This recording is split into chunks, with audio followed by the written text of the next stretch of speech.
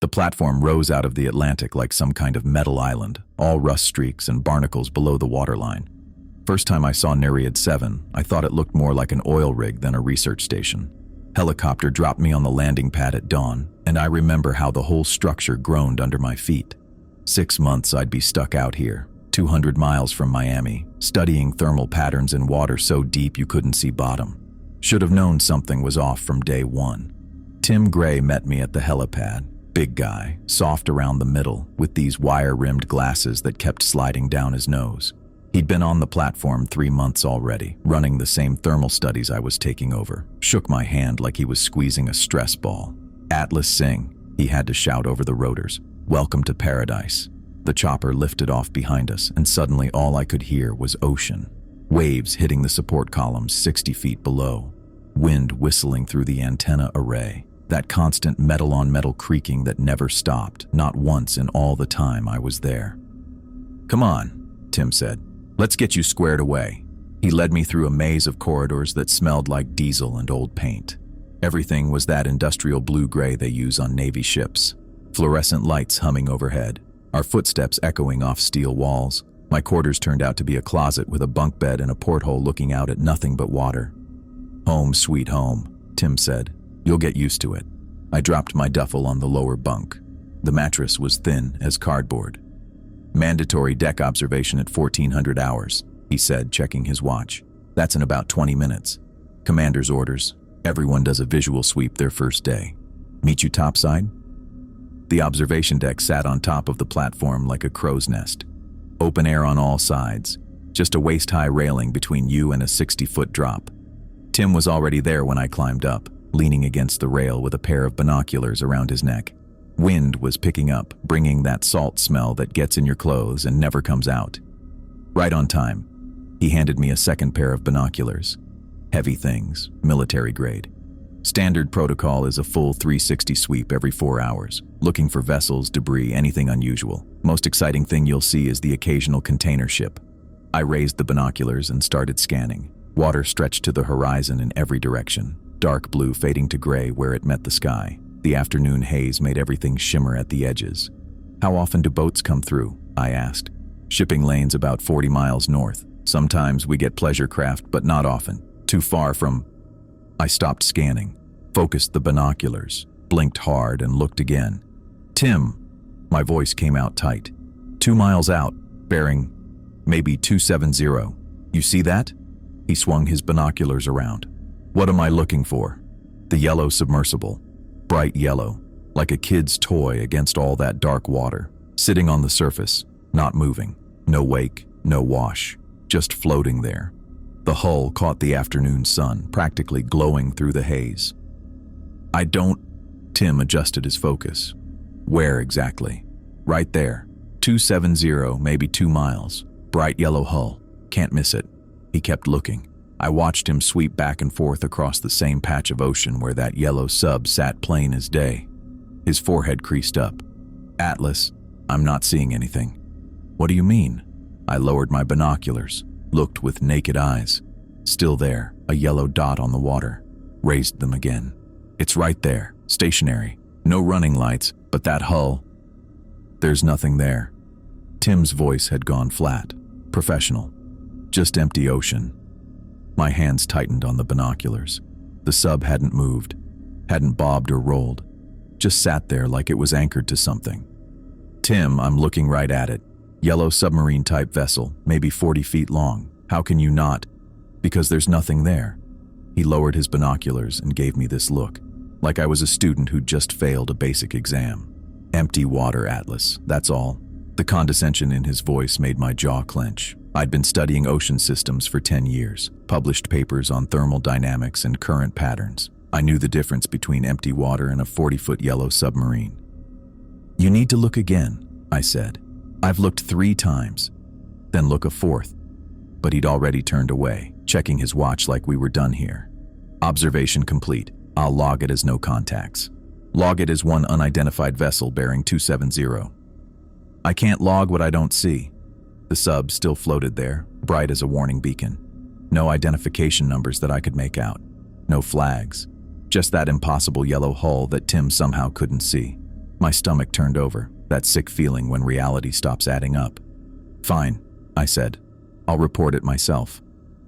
Commander Gardner's office was all the way down in the platform's nerve center. 4 flights of stairs that left my legs burning. Tim didn't follow. The command center looked like a submarine control room. Banks of monitors, blinking status lights, 2 technicians bent over keyboards. Gardner stood near the main display, hands clasped behind her back. She turned when I knocked on the door frame. Sharp face, dark eyes that sized you up in half a second. The kind of woman who'd made captain before 40 and never let you forget it. "Dr. Singh," not a question. "How's your first day?" "Commander, I need to report a surface contact. Yellow submersible, 2 miles out, bearing 270. Her eyebrows went up just a fraction. "When?" "5 minutes ago, during deck observation. Dr. Gray couldn't see it, but I have clear visual. Pull up perimeter sonar," she told one of the techs. Then to me, "Show me." The tech's fingers flew over the keyboard. The main screen lit up with a real-time sonar display. Our platform at the center, concentric rings marking distance, 1 mile, 2 miles, 3. Little dots showed wave action, maybe some debris. But at 270, right where that yellow sub should have been sitting, the screen showed nothing but empty water. "That's impossible," I said. Gardner leaned in closer. "Bearing 270, you said?" "Yes, 2 miles. It's right there. I can still see it from the deck."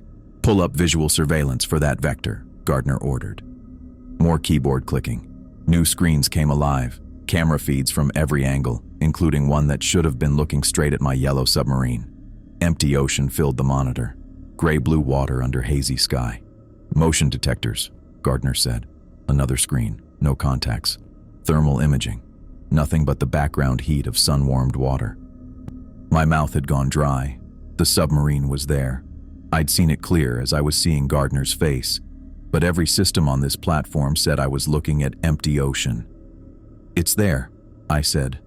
My voice sounded strange in the quiet command center. 40-foot vessel, bright yellow hull, stationary at 2 miles. Gardner studied me with those dark eyes. The technicians had stopped typing, waiting for orders. The silence stretched out until I could hear the fluorescent lights buzzing overhead. "Dr. Singh," she said finally, "when did you last decompress?" What?" "The helicopter flight. Did you experience any rapid altitude changes, any pressure discomfort?" "No." "Commander, this isn't decompression sickness. I'm telling you there's a vessel. That doesn't appear on sonar, radar, thermal imaging, or visual surveillance." Her voice stayed level, but there was steel underneath. "I'm ordering you to report to Dr. Howell for evaluation. I don't need a medical evaluation. I need someone to explain why your systems can't see what's floating 2 miles from this platform." She straightened up to her full height. Not tall, but she filled the space like she was 7 feet of pure authority. "That wasn't a request, doctor. Report to medical. Now." The technicians went back to their keyboards, pretending they hadn't heard any of it. Commander Gardner had already turned back to her monitors. Dismissed. Just like that. Dr. Howell had that look doctors get when they think you're wasting their time. Small woman, maybe 5'2", with gray streaking through black hair pulled back tight. She made me sit on the exam table while she checked my blood pressure 3 times. "Any headaches?" She shined a penlight in my eyes. "Dizziness? Nausea?" "No." "Visual distortions before today?" "I'm telling you what I saw." The paper crinkled under me as I shifted. 40-foot research submersible, bright yellow, bearing 270. She wrote something on her clipboard. The medical bay smelled like antiseptic and machine oil, same as every other compartment on Nereid 7, but with an undertone of bandages and that pink soap they use in hospitals. "How was the helicopter ride out? Any ear pain during descent?" "My ears are fine. Sometimes pressure changes can cause..." I know what nitrogen narcosis looks like. I'd done enough deep dives to recognize the symptoms. This wasn't that. My vision's clear, no confusion, no euphoria. She set down the clipboard and crossed her arms. "Mr. Singh, you've been working subsurface installations for how long?" 8 years. "Then you understand isolation can affect perception, especially in the first few days of deployment." She pulled out a prescription pad. "What you're experiencing could be pressure-induced hallucinations or early-stage isolation psychosis.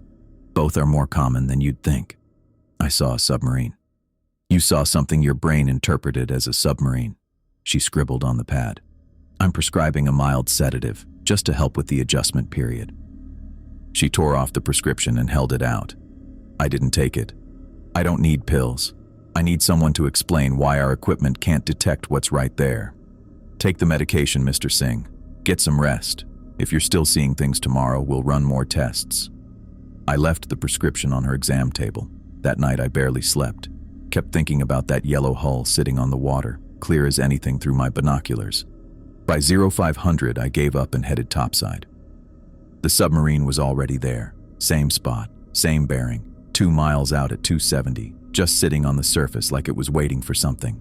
This time I'd come prepared. Brought my own binoculars from my quarters. Steiner's, military grade. Cost me 2 weeks' pay 5 years ago, but worth every dollar. Through the lenses, I could see details that made my chest tight. Hull designation painted in black, RV4471. Manipulator arms folded against the bow. Communications array on the conning tower. Even made out the manufacturer's logo near the stern. Hadal Systems, same company that built half the deep-sea gear in the Gulf. Wesley Jordan came up for morning observations at 0600. Stocky guy, maybe 30, with forearms like cable from working the crane systems. Good tech, knew his equipment. Morning, Atlas. He had a travel mug of coffee that smelled burnt.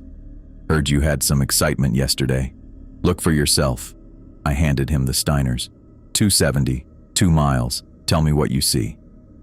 He raised the binoculars, made a slow sweep, lowered them, raised them again. Water. Just water, man. Yellow submarine. 40 feet. Designation RV4471. Atlas. He handed back the binoculars. There's nothing there. Look again. I did look, twice. He took a sip of coffee. Maybe you should talk to Dr. Howell again. I spent that whole day on deck, watched the submarine through regular observations, through meals, through shift changes. It never moved, never dove. Just sat there like it was bolted to the surface. Tim found me at 1400. You missed thermal readings. Someone else can run them. That's your job. My job is documenting what's out there. I kept the binoculars trained on RV4471. That's what I'm doing. He left without arguing. Word travels fast on a platform. By dinner, everyone knew Atlas Singh was seeing ghost ships. 7 days. That's how long I watched that submarine appear in the same exact spot. 0530 every morning, I'd climb to the observation deck and there it would be. 2 miles out at bearing 270. Through the Steiners, I cataloged every detail. The hull had stress marks near the bow, probably from a bad dock approach. One of the manipulator joints was wrapped in silver tape, field repair for a hydraulic leak. The radio mast had a slight bend, maybe 15 degrees off vertical. I tried everything to get someone else to see it. Brought Violet Fitzgerald up on day 4. Sharp engineer, no-nonsense Boston girl who could spot a loose bolt at 50 yards. Handed her the binoculars, pointed exactly where to look. Ocean, she said. That's all. The submarine. Right there. Yellow hull. Designation RV4471. Atlas, I'm looking exactly where you're pointing. She adjusted the focus. There's nothing but water. Use these. I gave her the Steiners. Military grade. Clearest optics you can get. She looked. Slow sweep left, slow sweep right. Same view, empty ocean.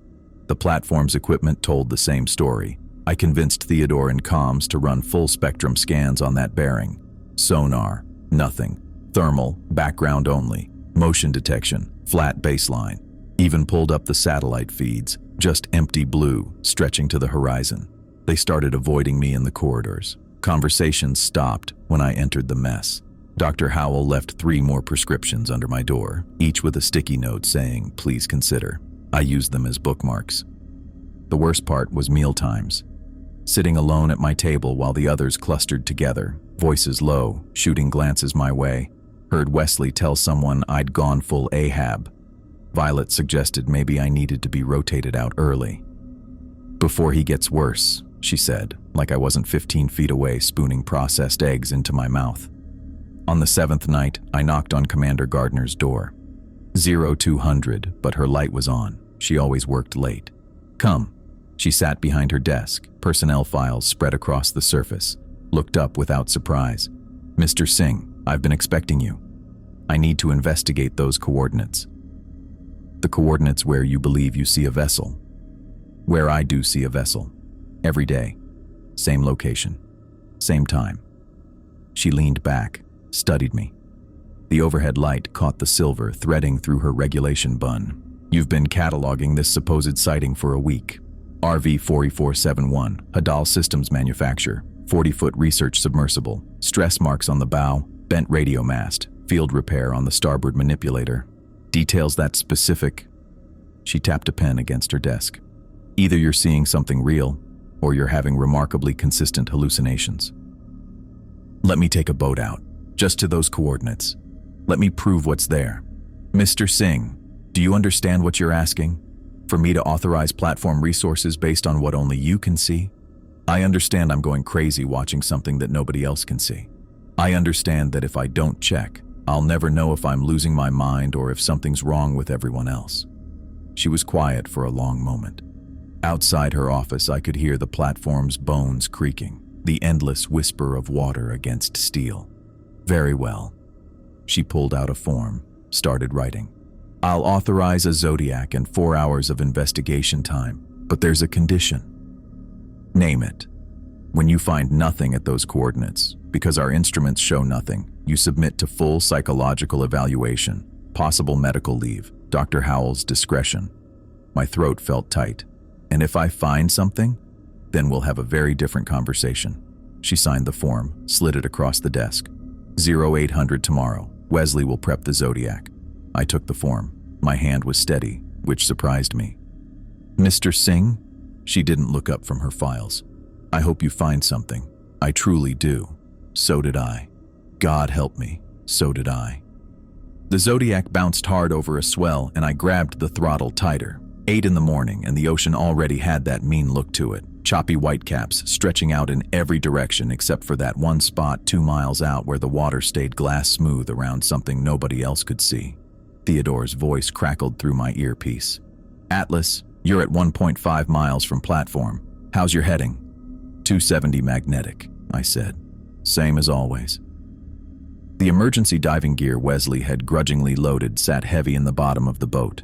Standard wetsuit, fins, mask, and a rebreather unit that'd give me maybe 90 minutes underwater if I kept my breathing steady.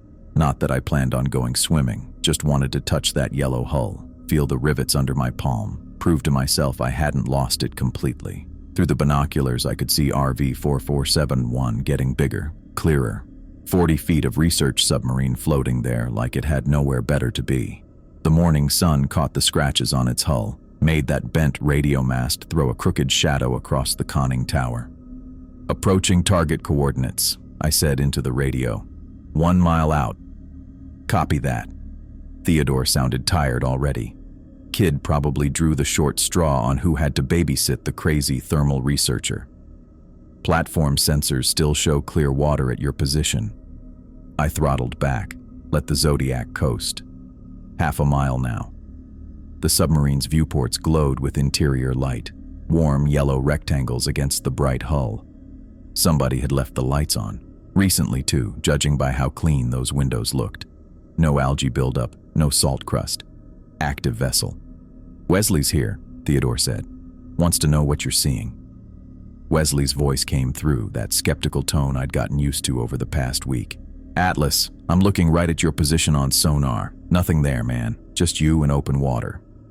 Tell him the submarine's running lights are on, I said. Port and starboard navigation lights, plus interior illumination through at least 6 viewports. I heard Wesley mutter something in Spanish. Then, there's nothing there to have lights, Atlas. 1/4 mile. I could read individual letters on the hull now. Property stencils, warning labels, that Hadal Systems logo with the little trident worked into the design. The Zodiac's motor coughed, sputtered, caught again. These boats always ran rough when you needed them most. Visual contact confirmed, I said, more for my own benefit than theirs. Approaching from the stern. The water around the submarine stayed unnaturally calm, like oil on glass. No wake, no wash from whatever systems kept it positioned. Just sat there defying physics while my Zodiac bucked and rolled through normal seas right up to its invisible barrier. Then I crossed into that calm zone and everything changed. The chop disappeared. The wind died. Even the engine smoothed out like it suddenly remembered how to run properly. "Signal's getting fuzzy," Theodore said through increasing static. "You're right on top of the coordinates." I reached out, touched the yellow hull. Cold metal, rough with marine paint, solid as the platform itself. Real. My hand shook a little as I tied off the Zodiac to a recessed cleat near the waterline. "Still nothing on any sensors," Wesley said, frustration creeping into his voice. "Whatever you think you're touching, it's not there." Except it was. I walked my hands along the hull, found the rubberized grip bars leading up to an access hatch. Not a typical submarine hatch. This one had the reinforced seal of an underwater entry point, the kind you'd use for saturation diving operations. "Examining the hull," I said, "found what looks like a diver access hatch, reinforced pressure seal, standard deep water configuration. Gardner's orders had been crystal clear: observe and document only, maintain safe distance." But safe distance from what? From something that didn't exist according to every instrument on the platform. I climbed up, gripped the hatch wheel. It turned smooth, well maintained. No rust, no resistance. Someone had been using this regular. "Atlas." Theodore's voice barely made it through the static now. "Commander Gardner wants to remind you about operational parameters." "Copy that," I said, and kept turning the wheel. The hatch popped inward with a soft hiss. Water sloshed in the chamber below, a standard airlock configuration, big enough for 2 divers in full gear. Ladder rungs led down into green-tinted darkness. I sat on the edge, pulled on the wetsuit fast before I could think too hard about what I was doing. The rebreather checked out fine. Pressure gauge showed full. Scrubber looked fresh. Someone had made sure this gear was ready to go. "Preparing to investigate interior," I said. Negative. Wesley's voice cut through harsh static. "Atlas, do not..." I slipped the mask on, bit down on the regulator, and dropped into the flooded airlock. The water hit cold even through the wetsuit. My earpiece went dead immediately. Salt water and electronics never did play nice together. Just me and the green darkness, and the sound of my own breathing through the regulator. The airlock extended down maybe 15 feet. My fins kicked up sediment that hadn't been disturbed in who knows how long. At the bottom, another hatch, this one horizontal. The wheel turned just as easy as the first one. I pushed through into impossible space. A corridor stretched out below me, lit by the same fluorescent panels we had on Nereid 7. Same industrial gray paint on the walls. Same warning stencils in the same places. But everything submerged. Everything silent except for the bubble trail rising from my regulator.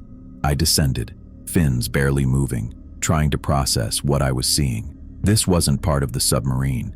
This was something else entirely. Something bigger. The corridor opened into a control room that made my chest tight with recognition. Same layout as our thermal studies lab, same workstation arrangements, same outdated monitors we complained about every day. I drifted to the nearest terminal, wiped algae off the screen with my glove. The monitor flickered to life. Shouldn't have worked underwater, but nothing about this place followed rules anyway. Thermal models filled the display. Current data, today's date in the corner. My hands fumbled for the keyboard, clumsy in dive gloves. I cycled through the displays, each one showing exactly what Tim would be looking at right now up on the platform. Same datasets, same analysis parameters, same timestamp down to the minute. The first thing that told me people had been living down there was the coffee. Not old coffee, mind you. Fresh stuff, sealed in those vacuum containers we used on the platform. One floated past my mask as I kicked through what should have been the mess hall. Bright red thermos with the same dents and scratches as the one Wesley always carried. The lid was still tight. When I grabbed it, I could feel liquid sloshing around inside through my dive gloves. Then I saw the sandwich. Half a turkey club wrapped in clear plastic, hovering near the ceiling like some kind of weird art installation. The bread hadn't even started to dissolve. Lettuce still looked crisp through the wrap. Someone had taken 3 bites, neat ones too, not rushed. Left the crusts. My rebreather gauge showed 70 minutes of air left.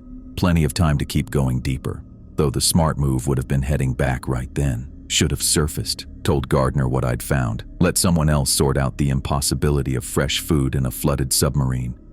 But I needed to see more. Had to understand what I was looking at.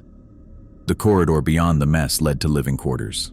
Same industrial gray walls, same warning stencils about emergency procedures, same worn spots where people brushed against corners day after day. My fins stirred up thin films of algae as I swam, but underneath the paint looked new. That's when I found the nameplates, brass rectangles beside each door, engraved with names I knew better than my own family's by then. Dr. Timothy Gray, first door on the left, just like his quarters topside. Commander E. Gardner next to him, the whole lineup, exactly how we were arranged on Nereid 7, Dr. B. Howell, W. Jordan, V. Fitzgerald, T. Fields. And at the end of the hall, the last door on the right, A. Singh. My hands were shaking bad enough to make bubbles scatter from my regulator, not from cold. The wetsuit kept that at bay. This was something else.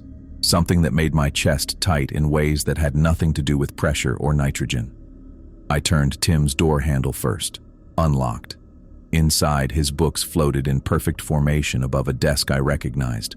Same coffee stains on the surface, same broken drawer pull he'd been meaning to fix for months. His wire-rimmed glasses drifted past, one lens cracked in the exact same spiderweb pattern as the pair he wore every day. Wesley's room had his tools arranged on the workbench, wrenches and screwdrivers suspended like they were waiting for him to come back and finish whatever job he'd started.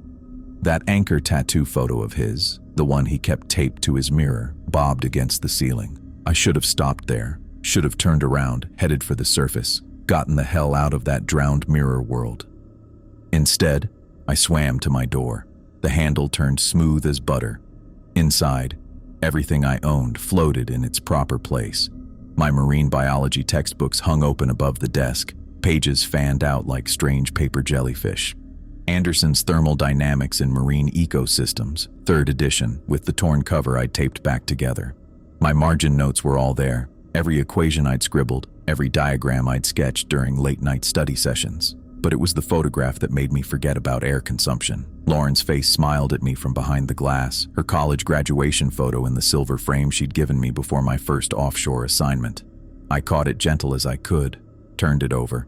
There on the back, in her loopy handwriting, "Don't let the fish eat you, little brother. Love, L."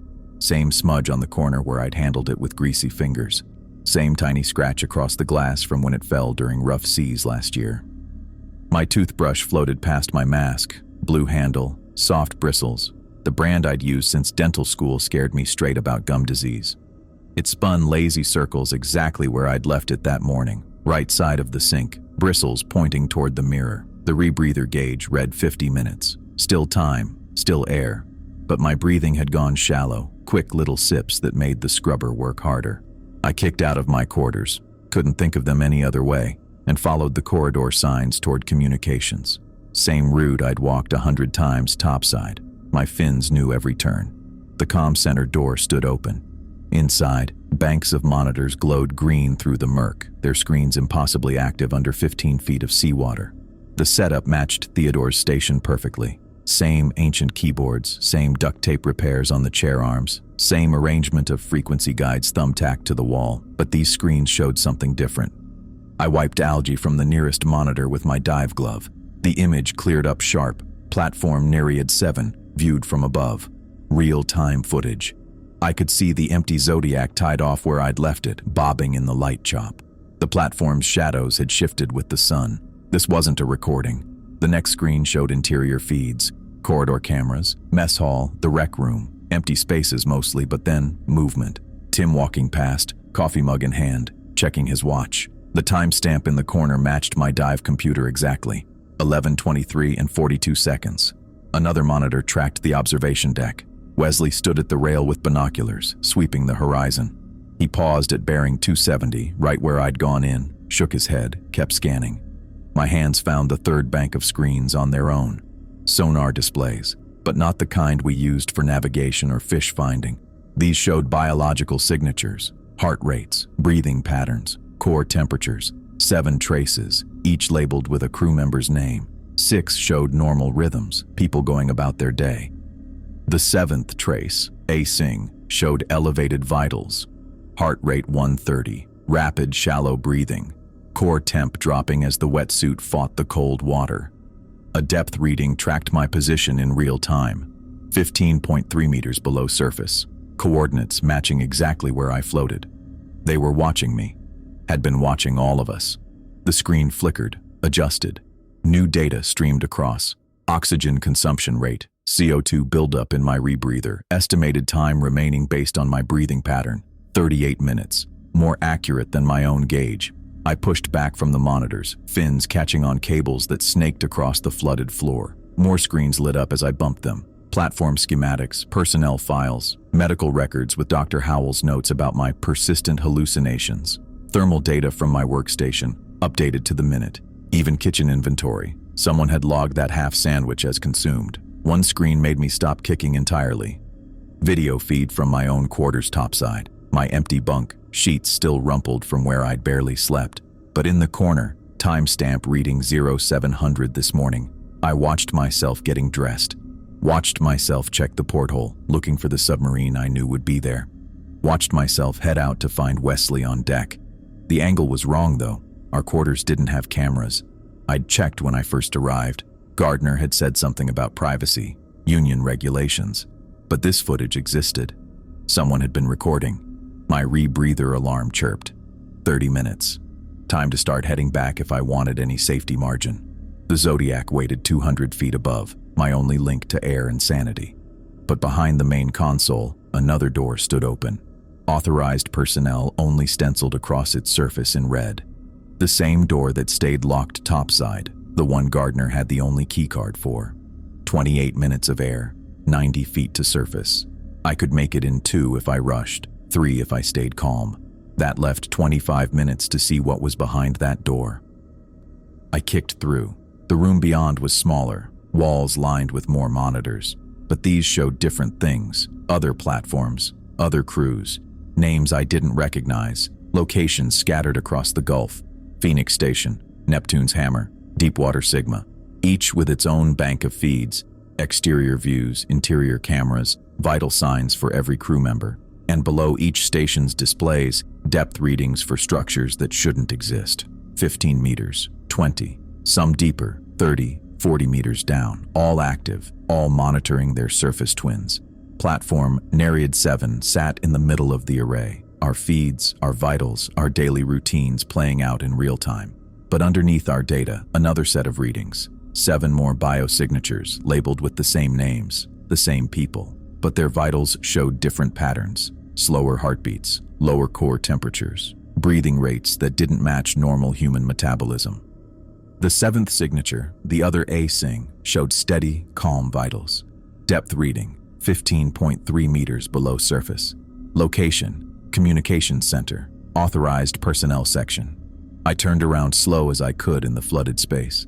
Someone floated in the doorway, wearing diving gear identical to mine. Same wetsuit, same rebreather unit, even the same scratches on the mask where I'd dropped it last season. But the face behind that mask was wrong. Features I recognized, my nose, my jawline, my scar above the left eyebrow. All there, all perfect, except the eyes. Those weren't eyes that belonged in any human face. Too dark, too deep. Like looking into the Mariana Trench through holes shaped like irises. It raised one hand in greeting, my hand down to the calluses from years of rope work. My rebreather gauge hit 20 minutes. The alarm chirped again, insistent now. Time to go. Past time. The thing wearing my face didn't move to stop me as I kicked backward out of the room. Didn't follow as I fled through the comm center, past those glowing screens still tracking my panicked descent. It just watched with those trench-deep eyes as I swam for my life through corridors I knew by heart, past doors with names of people I'd see again topside, if I made it. If they were really the same people at all, 15 meters never felt so far.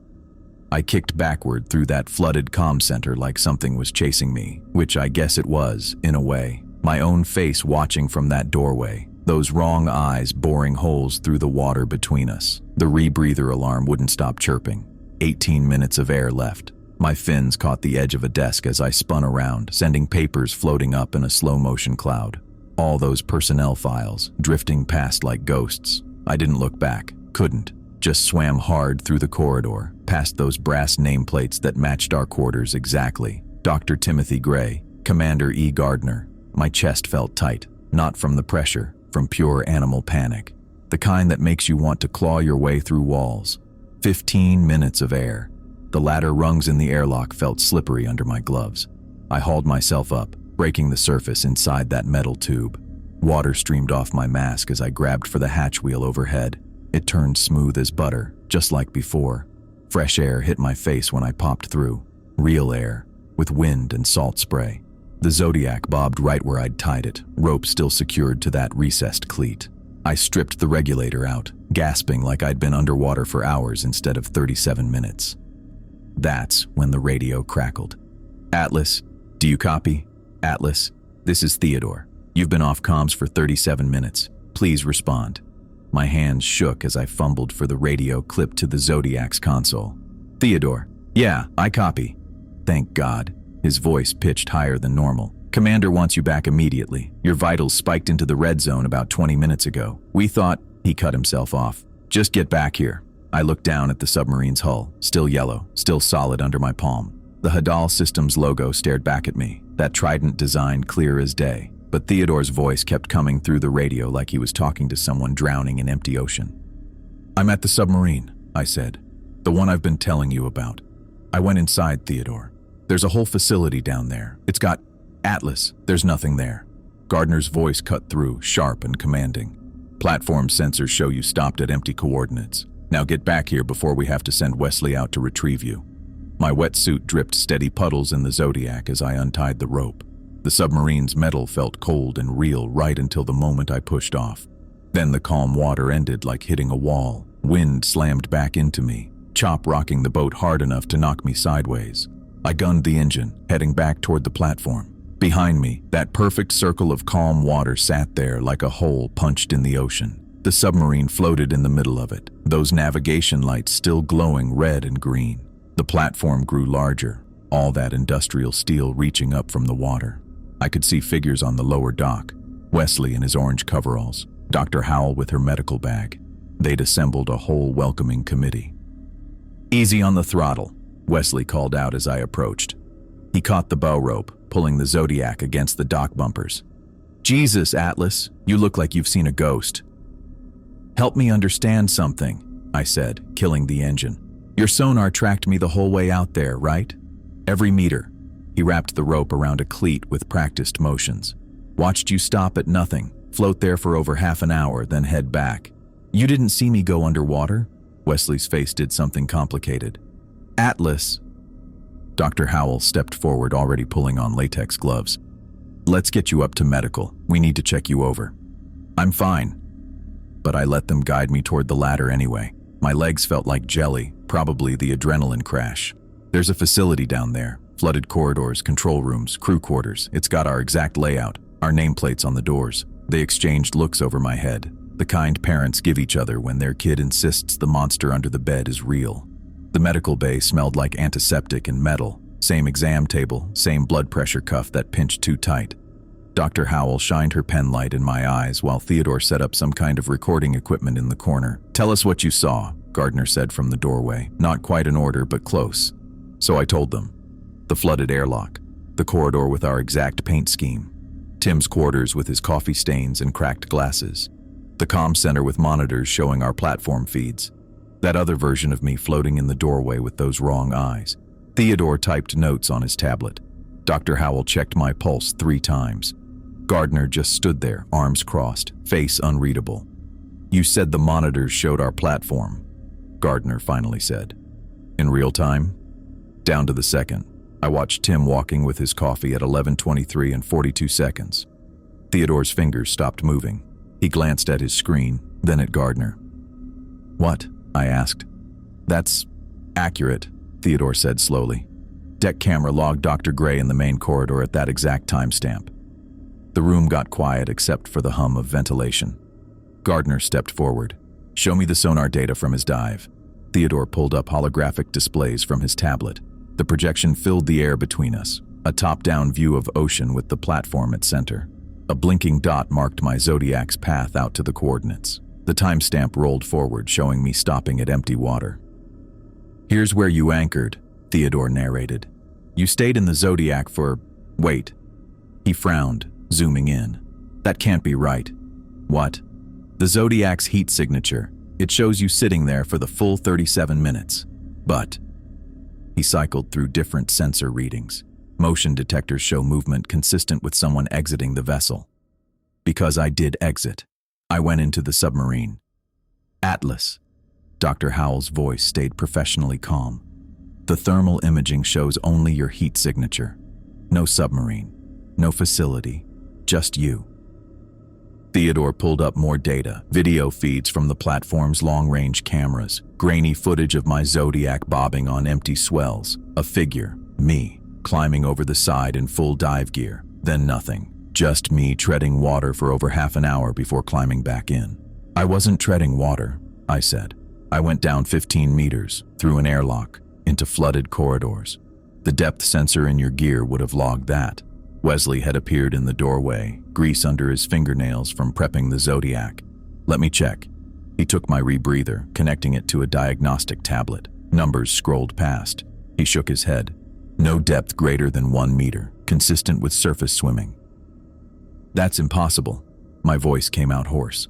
I went down. I know the pressure in my ears, the way the light changed, the sediment on that lower hatch. They all watched me with careful eyes, waiting for me to process what they already believed, that I'd floated there in empty ocean, hallucinating an entire submarine exploration while my body never left the surface. The facility had monitors. I tried again, showing feeds from inside our platform, places we don't have cameras. How would I know about Tim's coffee at that exact time if I wasn't watching it on those screens? You've been watching him for days, Dr. Howell said gently. Patterns become predictable. The mind fills in details. What about the sandwich? Someone ate exactly 3 bites of a turkey club. Check your kitchen inventory. Gardner's expression shifted slightly. She nodded at Theodore, who started typing. Galley log shows. He paused. 1 turkey club prepared at 10:15, listed as consumed by Wesley Jordan. Wesley straightened. I had eggs this morning. Log says otherwise. Theodore showed him the screen. That's wrong. I haven't had a sandwich in days. The room got quiet again. Gardner studied the data feeds with that sharp focus she usually saved for storm tracking. Pull all sensor data from the last hour, she ordered. Every spectrum, every angle. Theodore's fingers flew across interfaces. Sonar sweeps, thermal imaging, electromagnetic readings, satellite feeds, all showing the same thing. Empty ocean where I'd spent 37 minutes exploring drowned corridors. There, I pointed at a flicker in the magnetic readings. You see that anomaly? Instrument noise, Theodore said automatically. Then he looked closer. Actually, that's unusual. Localized magnetic distortion at your exact coordinates. How localized? Maybe 40 feet in diameter? My skin prickled. That's the size of the submarine. Gardner leaned over Theodore's shoulder. More data scrolled past, pressure readings showing microscopic fluctuations, water temperature dropping 2 degrees in a perfect circle, salinity levels that didn't match the surrounding ocean. It's like something's there, Theodore muttered, but only in secondary effects. The primary sensors show nothing. Because it doesn't want to be seen by machines, I said. Only by human eyes. Direct observation. That's not how physics works, Wesley protested. Neither is a flooded facility with real-time feeds from our platform. Dr. Howell finished checking my blood pressure for the 4th time. No signs of decompression sickness. Nitrogen levels normal. Brain function. She hesitated. Within normal parameters. Meaning physically, you're fine. But Atlas, what you're describing is impossible. Yeah, I get it. I stood up, suddenly exhausted. So either I'm crazy or there's something out there that exists outside our sensor capabilities. Gardner straightened. Theodore, I want continuous monitoring of those coordinates. Full spectrum, maximum sensitivity. Any anomaly, no matter how small, gets logged. Yes, ma'am. She turned to me. You're off duty for 48 hours. Rest, eat, let Dr. Howell monitor you. We'll review all data streams for the past week, see if we missed something. And if you find nothing?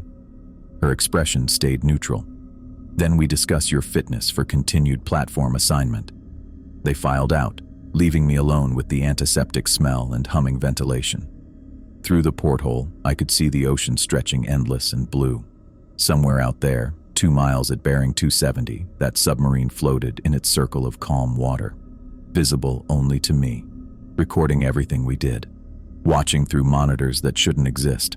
I thought about those other platforms on the screens, Phoenix Station, Neptune's Hammer, all the rest, each with their own duplicate signatures, their own versions swimming through flooded facilities. The platform's detection systems would never find it. Every scan would show empty ocean while that thing sat out there, patient as a spider, watching us through its impossible windows.